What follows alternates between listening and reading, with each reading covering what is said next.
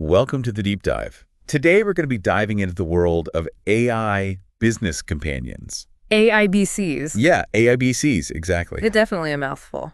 It is a bit, yeah. Yeah.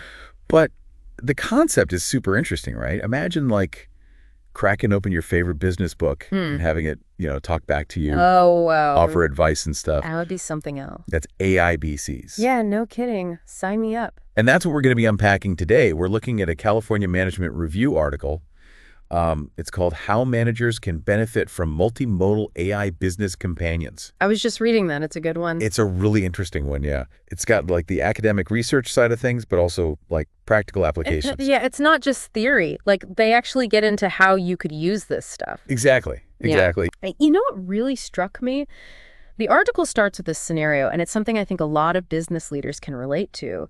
It talks about a CEO who's like really struggling to apply these big, high-level strategic concepts. Oh, I know the feeling. Right. Like, you read a business book and you're like, yeah, this makes sense. But then you're back in the trenches and it's like, how does this actually apply? Totally. It's like that gap between theory and practice. Exactly. And that disconnect, that's what AIBCs are designed to bridge. So they're like that personalized bridge between like the book smarts and like actually doing business. Exactly. Think of it like this. It's like having a conversational AI, right?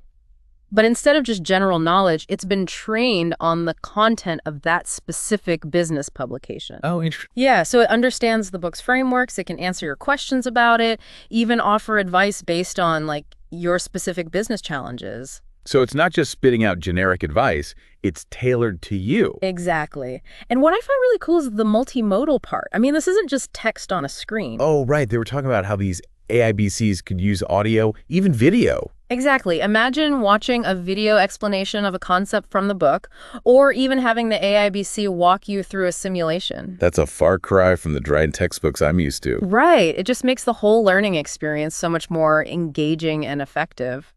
And this all ties into the whole explosion of generative AI we've been seeing, right? Like ChatGPT and all that. Absolutely. Generative AI has been a game changer. It's made this level of sophisticated technology accessible to everyone. It's kind of mind-blowing when you think about it. It really is, and we're already seeing the impact across so many fields. But how do you actually build an AIBC? It all sounds incredibly complex. Well, the article does a good job of breaking it down. They lay out a 10-step roadmap. Okay, so there is a roadmap. There is. And a crucial early step is aligning the AIBC with specific business objectives. So before you even start building, you need to know what problem you're trying to solve. Exactly. What are you hoping to achieve? What outcomes are you looking for? You're essentially defining its purpose. It's like building a house, right? You wouldn't start construction without a blueprint. Exactly. But a house needs more than just a plan. It needs, like, building materials.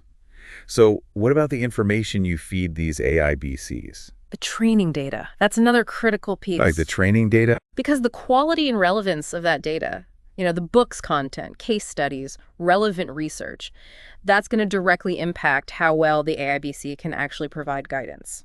So it's not just about giving it information. It's about giving it the right information. Precisely. It's about making sure it has access to the most relevant, accurate information so it can generate the most useful insights. All right, so we've got Aqua Global, our fictional clean water company, and they've got this 3-box solution Sage AIBC ready to lend a hand. Right. Ready to dive in. What's the first thing this AIBC would zero in on? Well, I'd say the AIBC would first try to get a good grasp on Aqua Global's current setup, like how they operate, their water purification tech, their distribution, customer relations, that whole picture. So kind of like taking inventory. Exactly, before you make any big changes. Got to know where you're starting from. Exactly. That's that present box in the 3-box solution. Right. Makes sense. Then, once the AIBC's got a handle on the present, it's on to the next box. What Aqua Global might need to, let go of. From the past. Yeah, exactly. Like, are there any outdated practices or systems they're clinging to that might be holding them back? Interesting. What could that look like for a company like Aqua Global? Well, the AIBC might take a look at their water purification methods, right? Like maybe they're using older techniques. Which could still work. Oh, for sure. But could be, say, very chemical heavy, not so environmentally friendly. And for a company all about clean water. Could be a point of conflict, right? Yeah, that makes sense. Sometimes you have to let go of the old ways to really grow, huh? Absolutely. And that's where that third box comes in, creating the future. The AIBC would then start looking at areas where Aqua Global could innovate, suggest some strategies, things like that. Okay, so what could that look like? Let's say after looking at everything, the AIBC suggests, I don't know, exploring solar-powered filtration systems. More sustainable. Exactly. It's about pushing Aqua Global to think beyond how they've always done things. So it's not just pointing out problems, it's about coming up with solutions, too. Exactly, and solutions that fit with the company's goals, long-term vision, all that. This three-box solution, Sage, it's really starting to sound pretty versatile, huh? Oh, yeah, definitely. It's not just about these high-level business strategies either, right? Right. The article mentioned using them for things like negotiation training. Well, can you imagine? What would that even look like? So say you've got an AIBC that's been trained on like a whole book about negotiation tactics, right? It could run you through mock negotiations, analyze how you're doing, give you feedback based on the author's expertise. That's wild. So instead of just reading about negotiating, you're actually doing it. And getting coached in real time. And that's just one example. The article talked about using AIBCs for performance management too. Think about it. An AIBC trained on your company's performance review guidelines, it could help managers give better feedback, even suggest personalized development plans for employees. It's like having a superpowered business coach right there with you. In a way, yeah. And the best part is we're just scratching the surface. As these AIBCs get more advanced, integrated into different parts of a business, well, the possibilities are huge. It does feel like we're on the edge of a pretty big shift in how we approach business, you know, both learning about it and actually operating in a business setting. Totally. I mean, from tiny tasks to big picture decisions, this tech has the potential to change things significantly.